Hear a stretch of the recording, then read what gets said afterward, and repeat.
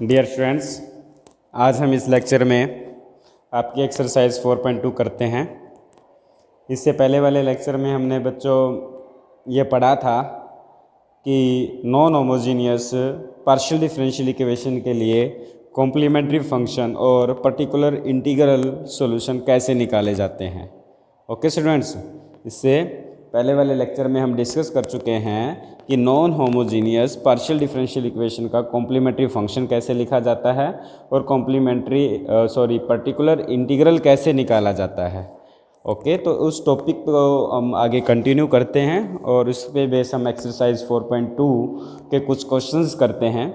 जैसे कि आपके पास दिया है exercise 4.2 question number 1 part 1 here given that d minus D dash -1 into में d माइनस डी डैश -2, बाहर आपके पास z है। Here z is the dependent variable and d represent the derivative of z with respect to x and d dash represent the derivative with respect to y and right hand side में term आपके पास e⁻² + y।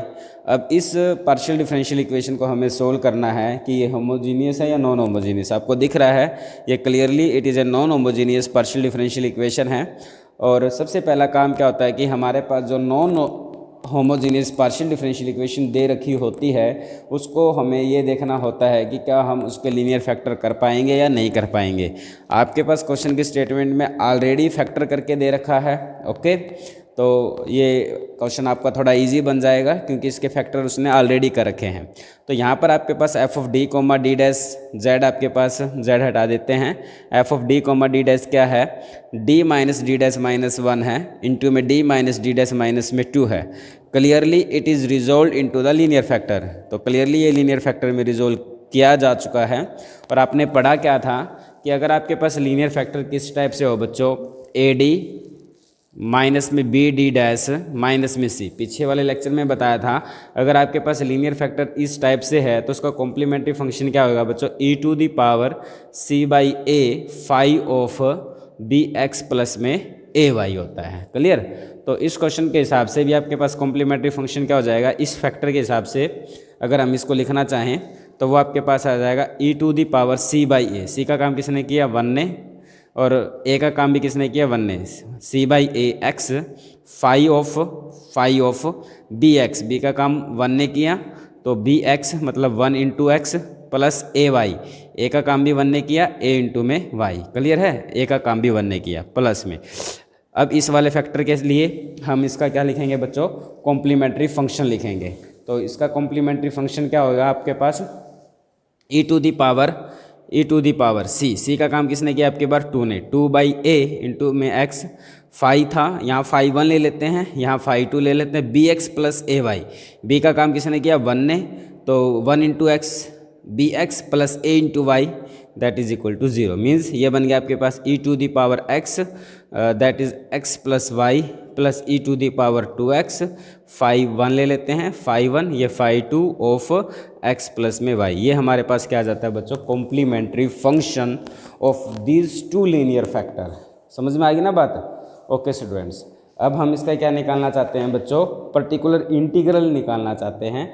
Particular integral के लिए आपको क्या method होता है, 1/, हमें क्या लिखना होता है, 1/f of d, d dash, और राइट साइड में जो भी टर्म है a function of x and y। Okay, तो इस फॉर्म में हमने इसको लिखा 1 में d माइनस डी डैश -1 है इंटू में d minus D dash -2 e⁻2x minus में y। अब राइट हैंड साइड हमने यहाँ पर देखा ये जो फंक्शन है e की फॉर्म में है। e की फॉर्म वालों में क्या करना होता है, जहाँ आपको d मिलेगा, d को तो x के कोफिशिएंट से रिप्लेस कर देंगे, x का कोफिशिएंट क्या है 2, और d डैश को रिप्लेस कर देंगे y के कोफिशिएंट से, वो क्या है -1। तो इन फैक्टर में d को 2 से रिप्लेस किया और d डैश को -1 से रिप्लेस किया। रिप्लेस करने के बाद आपने देखा कि यहाँ टर्म आ जाती है टोटल 1/2 e⁻2x प्लस में y। ये आपका क्या आ जाता है बच्चों, पर्टिकुलर इंटीग्रल। तो जनरल सॉल्यूशन या complete integral of that partial differential equation is written as z is equal to CF plus PI। यहाँ पर CF की वैल्यू रख दो, e⁻x phi 1 of x plus y plus e⁻2x phi 2 of x plus में y। Okay students, और plus में particular integral 1/2 e to the power 2x plus में y। It is the complete integral solution of that partial differential equation. समझ में आया बच्चों कैसे करना है? सबसे पहले तो आपको f of d d dash को अलग से करना है, फिर आपको देखना है कि उसके लीनियर फैक्टर हो सकते हैं या नहीं। अगर हो सकते हैं तो लीनियर फैक्टर करो, उन लीनियर फैक्टरों को देखकर पर्टिकुलर कॉम्प्लीमेंट्री फंक्शन लिखो, राइट हैंड साइड के टर्म को पहचान करके उसको उसी के हिसाब से हमें उसका क्या निकालना है, पर्टिकुलर सॉल्यूशन निकालना है। Okay students, okay. इसी पे आगे बढ़ते हैं, हम क्वेश्चन नंबर फर्स्ट के फोर्थ पार्ट को करते हैं। क्वेश्चन नंबर 1 और पार्ट नंबर 4 हेयर। इक्वेशन आपको दे रखी है बच्चों, d² - 3d d dash plus d plus 1 into में z is equal to e to the power 2x plus 3y। अब हमें इसको सोल्व करना है बच्चों। आपने देखा है कि here f of d d dash is equal to d² minus 3d d dash plus d plus 1। ये आपके पास d और d डैश में टर्म है। आपको ये पहचान करनी है कि क्या आप इसके लीनियर फैक्टर कर पाओगे या नहीं कर पाएंगे। कि हमें लगता है, मुझे लगता है कि इसके लीनियर फैक्टर नहीं होंगे। ठीक है, तो here clearly f of d d dash can not be resolved into the linear factor. अगर उसको लीनियर फैक्टर में रिजोल्व नहीं कर पाते तो उसके कॉम्प्लीमेंट्री फंक्शन को निकालने का क्या मेथड है वो सीखते हैं। ओके स्टूडेंट्स, और अगर आपके पास बच्चों इक्वेशन अगर यहाँ कर क्वाड्रेटिक है d² में, तो भी हम इजीली बता पाएंगे कि इसके फैक्टर होंगे या नहीं होंगे। आप क्या यूज़ कर लो, क्वाड्रेटिक फार्मूला यूज़ कर लो। जैसे कि आपने देखा कि ये इक्वेशन है d² minus 3d dash plus d plus 1। ये क्या है, क्वाड्रेटिक इन d है। ठीक है, तो हमने इसके रूट निकालने चाहे तो इसके जो रूट निकलेंगे बच्चों, माइनस b करेंगे 3d dash plus minus b का स्क्वायर किया 9d² minus 4ac divide by 2 into में a। क्लियर है बच्चों? क्या कर रहे हैं, हम इसके फैक्टर करने की कोशिश कर रहे हैं। अगर इसके फैक्टर हो जाते हैं तो हम कह देंगे कि ये लीनियर फैक्टर में रिजोल्व हो पाएगा, अदरवाइज हम कहेंगे कि it can not be resolved into the linear factor. हमने देखा कि रूट के अंदर जो टर्म बनी 9d dash square minus 4d minus 4 बनता है। अगर रूट के अंदर टर्म जो है बच्चों, अगर वो परफेक्ट स्क्वायर बन जाए, अगर रूट के अंदर टर्म क्या है, अगर वो परफेक्ट स्क्वायर बन जाएगी तो हम इसके लीनियर फैक्टर कर पाएंगे, अदरवाइज हम इसके लीनियर फैक्टर नहीं कर पाएंगे। क्लियर है? हमने देखा कि रूट के अंदर जो टर्म है वो 9d dash square minus 4d minus में 4 है और it is not a perfect square. ठीक है ना, ये एक परफेक्ट स्क्वायर नहीं बन पाएगी, तो इसलिए हम इसके लीनियर फैक्टर नहीं कर पाएंगे। ये एक और मेथड है ये चेक करने के लिए कि आपके पास जो टर्म d और d डैश में दे रखी है कि आप उसके लीनियर फैक्टर कर पाएंगे या नहीं कर पाएंगे।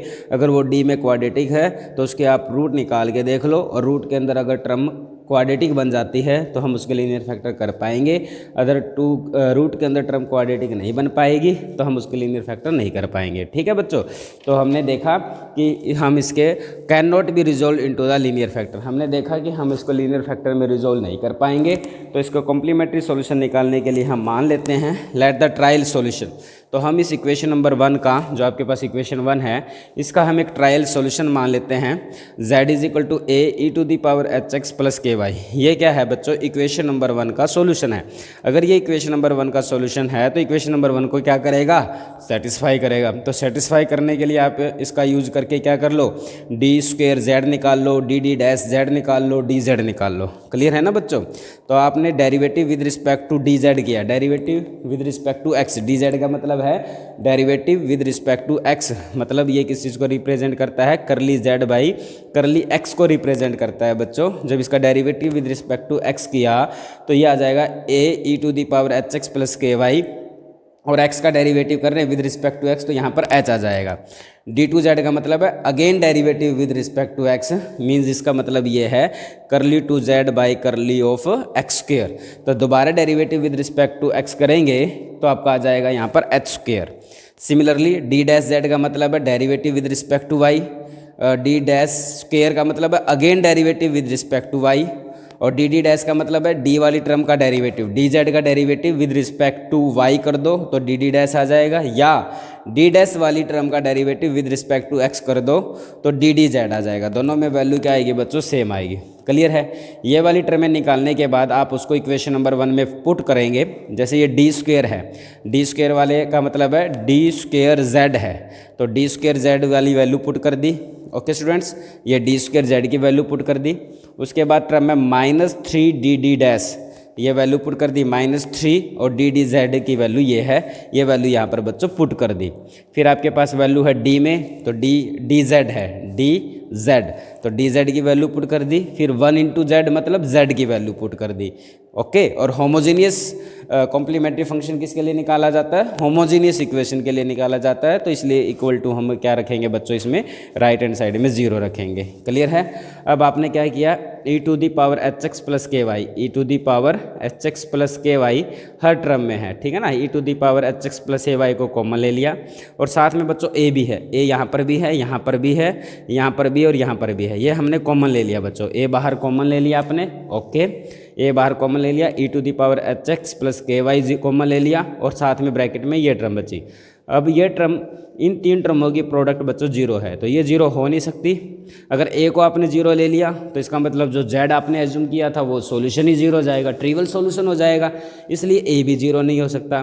तो किसको 0 होना पड़ेगा? h² - 3hk + h + 1 = 0। Okay students, अब ये क्या है बच्चों, इक्वेशन तो एक है, लेकिन नंबर ऑफ वेरिएबल कितने हैं? 2 हैं। इक्वेशन 1 है, नंबर ऑफ वेरिएबल आपके पास 2 हैं, नंबर ऑफ वेरिएबल इक्वेशन से ज़्यादा हैं, तो इस इक्वेशन के पास कितने सॉल्यूशन होंगे बच्चों? इनफाइनाइटली मैनी सॉल्यूशन होंगे। आप h की वैल्यू कुछ भी पुट कर लो, उसके कोरस्पॉन्डिंग आपको k की वैल्यू मिलती रहेगी। h को 1 पुट करो, k की वैल्यू मिल जाएगी, h को 2 पुट करो, k की वैल्यू मिल जाएगी। मतलब h की डिफरेंट वैल्यूज़ के लिए आपको k की अलग अलग वैल्यूज़ मिलती रहेगी। इसी टाइप से आप क्या करो, k की वैल्यू पुट कर लो, और k की वैल्यू के कोरस्पॉन्डिंग हमें h की डिफरेंट वैल्यू मिलती रहेंगी, तो हमें क्या मिलेंगे बच्चों? यहाँ पर इनफाइनाइटली मैनी सॉल्यूशन मिलते रहेंगे। तो क्लियर है स्टूडेंट्स? तो इसलिए तो कॉम्प्लीमेंट्री फंक्शन क्या होगा आपके पास? तो कॉम्प्लीमेंट्री फंक्शन इसलिए हम क्या लगा देते हैं बच्चों, यहाँ पर समेशन का सिंबल लगा देते हैं, because it has infinitely many solution.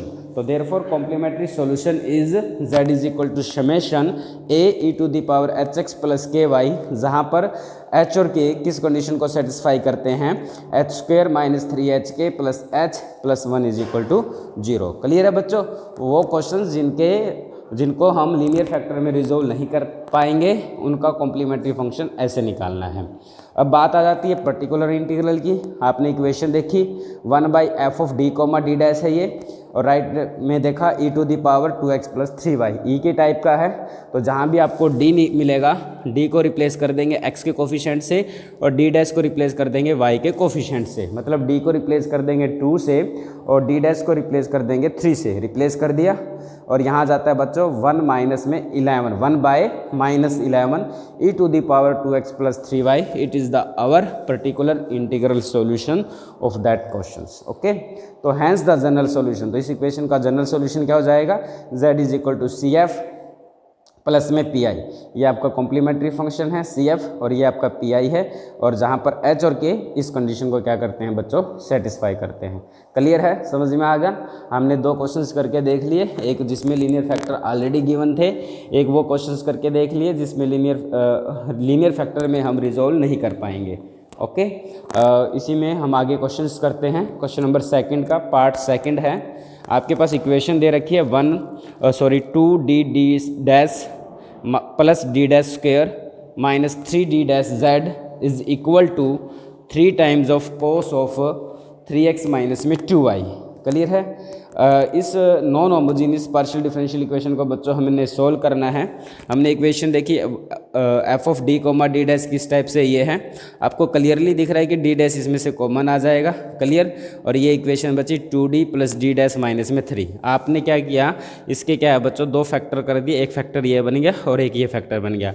अगर ये 2 फैक्टर आपके पास बन जाते हैं तो इसका सोल्यूशन कैसे लिखा जाएगा, कॉम्प्लीमेंट्री फंक्शन कैसे लिखा जाएगा, ये आपको पहले भी बताया जा चुका है। और ये क्या है, अगर ये किस टाइप से है बच्चों? AD - BD' - C टाइप का है, तो इसका जो कॉम्प्लीमेंट्री फंक्शन होता है बच्चों e⁻c/a phi of bx + ay होता है। अगर D' है तो इसका जो सॉल्यूशन होगा वो इन टर्म ऑफ x आएगा, अगर डी डैश बचता है तो इसका जो कॉम्प्लीमेंट्री फंक्शन बनेगा बच्चों फाई ऑफ एक्स बन जाएगा। क्लियर है? ओके।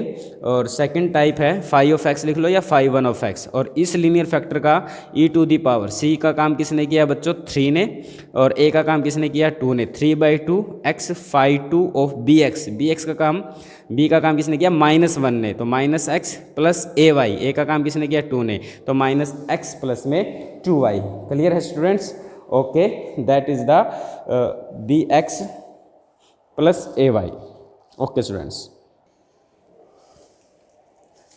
अब हम इसका बच्चों PI निकालते हैं।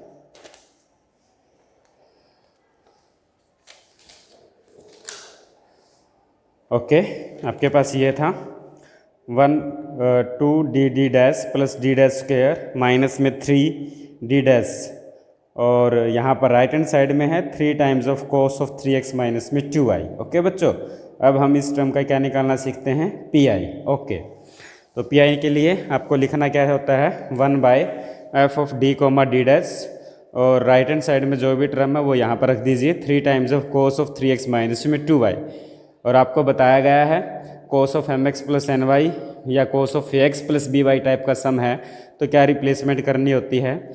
जहाँ आपको डी डैश नज़र आए, डी डैश स्क्वायर नज़र आए, वहाँ आपको माइनस और y के कोफिशिएंट का स्क्वायर -2 का स्क्वायर मीन्स -4 से रिप्लेस करना है। जहाँ आपको डी डैश नज़र आता है उसको -mn, माइनस ये 3 है और ये -2 है, तो मीन्स +6 से रिप्लेस करना है। ओके, अगर इसमें डी स्क्वायर की टर्म होती तो आप किसको रिप्लेस करते? डी स्क्वायर को रिप्लेस कर देते एक्स के कोफिशिएंट के स्क्वायर से, माइनस में 3 के स्क्वायर से मीन्स -9 से, but there is no term in the D square. Okay, replacement कर दिया आपने। जहाँ पे आपको डी डैश नज़र आया उसको 6 से रिप्लेस कर दिया, जहाँ आपने डी डैश स्क्वायर नज़र आया उसको -4 से रिप्लेस कर दिया। रिप्लेसमेंट कर दी, टर्म बच गया आपके पास 1/8 माइनस 3 डी डैश, और राइट हैंड साइड में ये चल रहा है। तो अब इस वाली टर्म को कैसे हैंडल करते हैं बच्चों? इसको हम रेशनलाइज कर देते हैं। r प्लस 3d डैश से मल्टीप्लाई कर दिया, r प्लस 3d डैश से डिवाइड कर दिया। Okay, 8 plus 3d dash, okay 8 plus 3d dash, यहाँ नीचे क्या बनता है? a minus B into A plus B, ये बन जाएगा a square minus B square. इसको सिंप्लीफाई किया तो ये बना 8 plus 3d dash 64 minus 9, again D dash square की टर्म नीचे दिखाई दी तो उसको रिप्लेस कर दिया हमने -4 से। ओके, ये टर्म चल रही है 3 कोस ऑफ 3x माइनस में 2y। ओके, यहाँ 64 प्लस 36 100 बना। अब इस टर्म को इसके ऊपर ऑपरेट कर देते हैं 8 प्लस 3d डैश पे। 8 के साथ ऑपरेट करेंगे तो 8 3 24 हो जाएगा। 3 को बाहर लिख लिया, ये वाला 3 को हमने पहले ही बाहर रख दिया। तो 8 के साथ ऑपरेट करेंगे तो 8 times of cos of 3x minus 2y, और ये आ जाएगा 3d डैश। डी डैश का मतलब है derivative with respect to y। Cos का डेरिवेटिव करेंगे minus sign of 3x minus 2y, और इसका derivative with respect to y करेंगे तो साथ में माइनस में 2 आ जाएगा। क्लियर है? -2, हेयर इज -2। 3/100 8 के साथ सेम है, ये माइनस और ये माइनस प्लस हो जाएगा। 3 की 2 से मल्टीप्लाई करेंगे तो 6 हो जाएगा। 6 time of sine of 3x minus में 2y। तो आपने देखा यहाँ 6 है, यहाँ 8 है, 6 और 8 का में से 2 कॉमन लिया, और यहाँ 4 आ जाएगा, यहाँ 3 इनको कैंसिल किया, 3/50 आ जाता है, और साथ में टर्म बच गई 4 cos of 3x minus 2y, और प्लस में 3 times of sine of 3x minus में 2y। और जो कॉम्प्लीमेंट्री फंक्शन जो जनरल सॉल्यूशन है वो क्या लिखा जाता है? z is equal to CF plus में PY। ये आपका पास क्या है बच्चों? CF, और ये हमारा क्या है बच्चों? PI है। ठीक है, आपका CF को आप ऐसे भी लिख सकते हैं। आपके पास फैक्टर क्या था? आपके पास फैक्टर था AD minus BD dash minus में C टाइप का फैक्टर है, और वो किस टाइप से है? 2D प्लस में D डैश माइनस में 3। तो इसका जो कॉम्प्लीमेंट्री फंक्शन आप इसको ऐसे भी लिख सकते हैं e to the power C/A 3/2 into में x phi of bx plus AY, ऐसे भी लिखा जा सकता है। क्लियर है? ये भी गलत नहीं है आपका। ओके स्टूडेंट्स, आप कॉम्प्लीमेंट्री फंक्शन को ऐसे भी लिख सकते हैं और ऐसे भी लिखा जा सकता है। Okay students, bye.